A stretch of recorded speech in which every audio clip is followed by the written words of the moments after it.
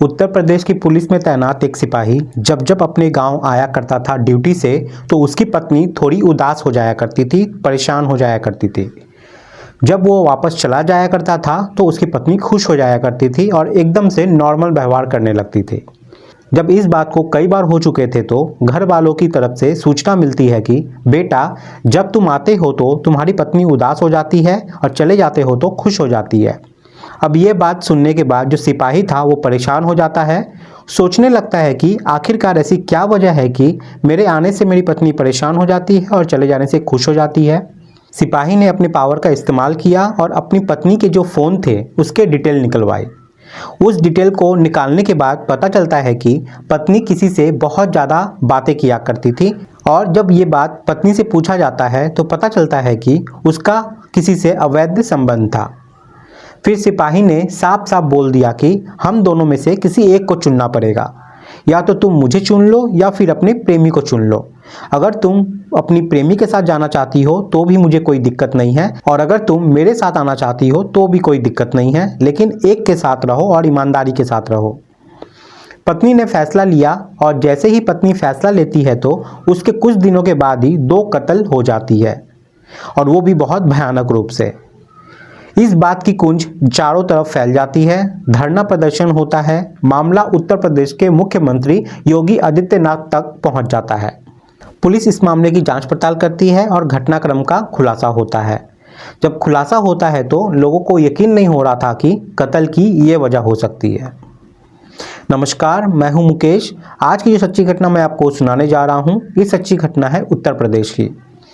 उत्तर प्रदेश की राजधानी लखनऊ के पास एक जगह लगती है काकोरी, और काकोरी के पास एक जगह है नदवा पुल। उसी के पास में 2 लाशें पड़ी हुई थी। एक राहगीर वहां से गुजर रहा था। राहगीर को ऐसा लगता है जैसे कि 2 शराबी शराब पी के पड़े हुए हैं। ये 21 मार्च 2025 की रात लगभग 10 बजे के आसपास का वक्त रहा होगा। राहगीर ने जब पास में जाकर देखा तो उसकी चीखें निकल जाती है।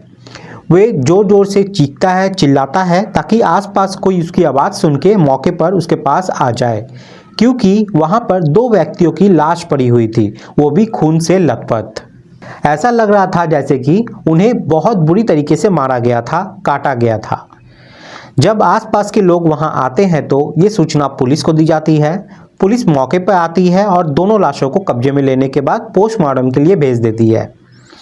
पुलिस के लिए सबसे बड़ा सवाल था कि आखिरकार ये लाशें किसकी हैं और यहाँ कैसे आई हैं। जांच पड़ताल से पता चलता है कि इस घटना स्थल से 5 किलोमीटर की दूरी पर एक गांव लगता है जिसका नाम है पानफेरा।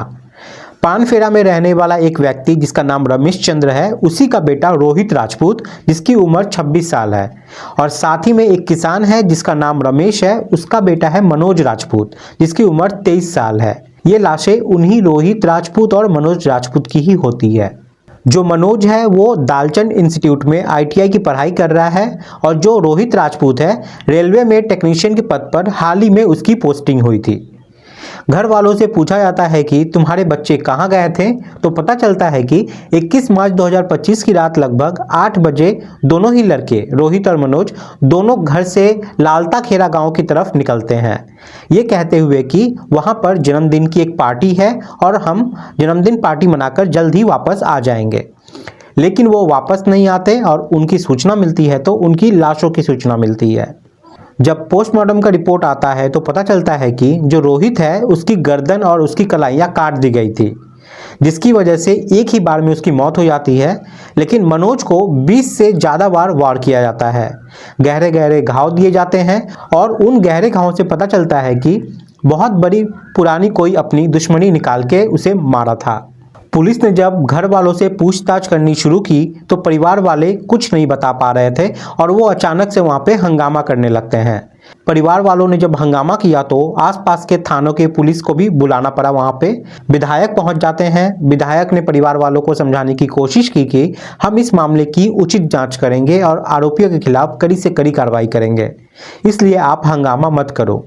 लेकिन बात जब उत्तर प्रदेश के मुख्यमंत्री योगी आदित्यनाथ तक पहुंचती है तो वो भरोसा दिलाते हैं कि आरोपियों को बड़ी से बड़ी सजा दिलाने की कोशिश करेंगे। तब जाके घर वाले शांत होते हैं। अब पुलिस पर दबाव बढ़ जाता है। पुलिस ने मनोज की और रोहित दोनों की ही कॉल डिटेल निकलवाई और कॉल डिटेल निकलवाने के बाद ये पता चलता है कि जो रोहित है उसकी कॉल डिटेल में तो कोई ऐसी बात नहीं पाई गई, लेकिन मनोज की जो कॉल डिटेल थी उसके कॉल डिटेल से पता चलता है कि जिस रात ये घर से निकले थे 21 मार्च 2025 की रात 8 बजे के आसपास, उससे पहले लगभग एक ही नंबर से 35 से ज़्यादा बार कोशिश की गई थी। उसके फ़ोन पर बार बार कॉल आ रहा था एक नंबर से। जब पुलिस ने इस बात का पता लगाने की कोशिश की तो पता चलता है कि वो नंबर फर्जी आईडी कार्ड पर लिए गए थे। नंबर किसका था ये पता नहीं चल पा रहा था। घर वालों से पूछा गया तो घर वाले इस बारे में कुछ बता नहीं पाए। पुलिस ने फिर से कॉल डिटेल्स को बारीकी से खंगालना शुरू किया तो पता चलता है कि एक और नंबर है। कभी कभी फ़ोन होता था, लेकिन जब भी बातचीत होती थी बहुत लंबी बातचीत होती थी। आखिरकार पुलिस ने उस नंबर की जांच पड़ताल करना शुरू कर दिया और इससे पता चलता है कि एक ईट गांव की रहने वाली एक लड़की है जिसका नाम अंकिता उर्फ दीपिका होता है। पुलिस अंकिता से संपर्क में आती है, उससे बातचीत करती है और सख्ती से जब पूछताछ करती है तो कुछ चौंकाने वाली बातें सामने आती है। दरअसल वो बताती है कि मनोज राजपूत कभी उसका क्लासमेट हुआ करता था, कभी उसके साथ पढ़ा करता था, लेकिन 20 जून 2021 को उसकी शादी हो जाती है महेंद्र नाम के एक लड़के से। महेंद्र नाम का जो लड़का होता है जो कि तेज किशन खेरा का निवासी होता है और उसकी 2018 में उत्तर प्रदेश पुलिस में सिपाही के पद पर नौकरी लग जाती है। उसी सिपाही से उस अंकिता उर्फ दीपिका की शादी हो जाती है। जिंदगी ठीक ठाक चल रही थी, लेकिन एक दिन अंकिता मेला गई थी घूमने के लिए और उसी मेले में ये मनोज से आमने सामने टकरा जाती है।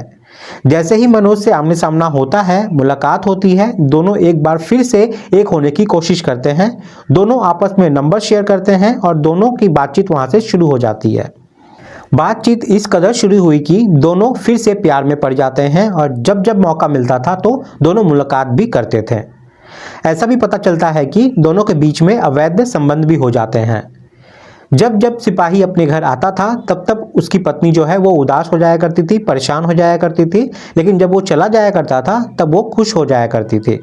इस बात को देखते हुए पति को थोड़ा शक हो जाता है और जैसे ही शक होता है तो 24 दिसंबर 2025 की बात है, वो अपनी पत्नी की कॉल डिटेल निकलवाता है और वहां से पता चलता है कि वो एक नौजवान से बहुत सारी बातें करती है जब वो चला जाता है। तो अब इस बात का खुलासा जब होता है तो वो अपनी पत्नी के पास जाता है और समझाने की कोशिश करता है कि तुम्हारी पोल पट्टी पूरी तरीके से खुल चुकी है, अब तुम या तो मनोज के साथ रहो या फिर मुझे चुनो।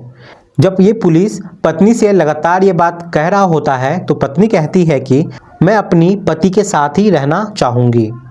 फिर उसका पति कहता है कि अगर मेरे साथ रहना चाहोगी तो ये मोबाइल है, ये सिम कार्ड है, अब तुम्हें आगे से सिर्फ यही मोबाइल और सिम कार्ड से बातचीत करनी है। इसी तरह वक्त आगे बढ़ता है और उसके पति की ड्यूटी अयोध्या में लग जाती है। फिर कुछ दिन ड्यूटी के बाद ये छुट्टी लेकर घर आता है। 21 मार्च को वो अपने घर आता है। घर आने के बाद अपनी पत्नी से कहता है कि मैं आखिरी बार मनोज से आमने सामने मिलकर बातचीत करना चाहता हूँ। आखिरकार मैं देखना चाहता हूँ कि उसमें ऐसी क्या बात है। उसे मैं कुछ नहीं करूँगा, कोई झगड़ा नहीं करूँगा, बस एक बार तुम मुझसे बुला दो। अब इसकी जो पत्नी अंकिता होती है वो अपने प्रेमी से बातचीत करती है और कहती है कि मुझे मिलना है, लेकिन यहाँ पर मनोज जो है वो मना कर देता है। इसके बाद उसने दोबारा फ़ोन किए, तीसरी बार किए, चौथी बार, पांचवी बार, छठी बार, इस तरीके से करते करते लगभग 35 बार उसने कॉल ट्राई किए। आखिरकार मनोज हार जाता है और मनोज कहता है कि ठीक है, तुम बताओ क्या बात है, कहाँ मिलना है। तो एक जगह लगती है बरकताबाद। बरकताबाद में मिलने की जगह तय की जाती है। रात के 8 बजे के आसपास मिलने का समय तय किया जाता है। जब मनोज आता है तो मनोज अपने दोस्त रोहित से कहता है कि यार थोड़ी देर के लिए चलते हैं, मिल के जल्दी आ जाएंगे। घर वाले पूछने लगे तो वो कहने लगा कि पास ही का गांव है, वहीं पर एक जन्मदिन की पार्टी है, वहां जा रहा हूं, जल्दी आ जाऊंगा। जैसे ही वो बरकताबाद में पहुंचते हैं, वहां जाने के बाद वो उस महिला से मुलाकात करते हैं, बातचीत करते हैं और वो जो महिला होती है वो उसे समझाने की कोशिश कर रही होती है कि अब हम शायद कभी आगे नहीं मिल पाएंगे। इधर यहाँ पर जो इसका सिपाही पति होता है वो 3 और साथियों के साथ वहाँ पर छुपा हुआ था। इसी बीच में उसको मौका मिल जाता है और उन दोनों लड़कों को वो घेर लेता है। उसके साथ में कुछ धारदार हथियार होते हैं, वो उससे उसको मारने लगता है। फिर दोनों के साथ यानी कि रोहित और मनोज के साथ खूब जमकर वहाँ पर मारपीट होती है। अचानक सिपाही को बहुत ज़्यादा गुस्सा आ जाता है और वो एक धारदार हथियार लेता है और उसके बाद एक करके उसको मारना शुरू कर देता है उस हथियार से। इस हाथापाई में उसके खुद की उंगली भी कट जाती है, उसको इस बात का पता ही नहीं चलता और वो उंगली वहीं पर छूट जाती है। वो अपने पत्नी के प्रेमी मनोज पर बहुत बार वार करता है। गंभीर चोटें देने के बाद, उसकी गर्दन, उसकी कलाइयाँ अलग करने के बाद वो वहाँ से भाग तो जाता है, लेकिन कानून की नज़रों में कभी भाग नहीं सकता। अब चाहे वो पुलिस वाला हो या फिर जज हो या फिर कोई और नेता हो, कोई भी हो, कानून का उल्लंघन करने वाला जरूर पकड़ा जाता है।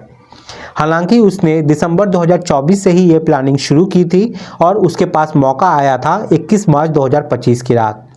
उस रात वो उन दोनों का कत्ल कर दिया और कत्ल करने के बाद वो आराम से ड्यूटी पर निकल जाता है, ये सोचकर कि कभी पकड़ा नहीं जाएगा। लेकिन पुलिस ने जब इस मामले की जांच पड़ताल की तो सिपाही भी पकड़ा जाता है। इसके साथ 3 और साथी होते हैं, वो भी पकड़े जाते हैं और जो पत्नी होती है वो भी पकड़ी जाती है। तो दोस्तों, ईमानदारी की बुनियाद पर रखे गए रिश्ते ही कामयाब होते हैं, लेकिन यहाँ पर पति और पत्नी के बीच में जो रिश्ता रखा गया था, इसमें बेईमानी हो गई थी। अंकिता शादी से पहले भी बेईमानी कर रही थी और शादी के बाद भी उसने बेईमानी की और इस बात का जब पति को पता चला तो जाहिर सी बात है उसने कत्ल कर दिया। अब कत्ल करने के बाद अपनी भी ज़िंदगी बर्बाद की, अपनी पत्नी की भी ज़िंदगी बर्बाद की। 3 वो लोग जिनका कोई कसूर नहीं था, जो उनके साथ गए थे, उनकी भी ज़िंदगी बर्बाद हुई और 2 लोगों की ज़िंदगी तो हमेशा हमेशा के लिए खामोशी हो चुकी। इस पूरी कहानी में रोहित का कोई दोष नहीं था, उसका कोई कसूर नहीं था, उसको बेवजह ही यहाँ पर मौत मिल जाती है। तो दोस्तों, इस पूरे घटनाक्रम को सुनाने का उद्देश्य किसी को परेशान करना नहीं है, किसी का दिल दुखाना नहीं है, बल्कि आपको जागरूक करना है, आपको सचेत करना है। आप सब लोग अपना ख्याल रखें, सुरक्षित रहें। जय हिंद, जय भारत।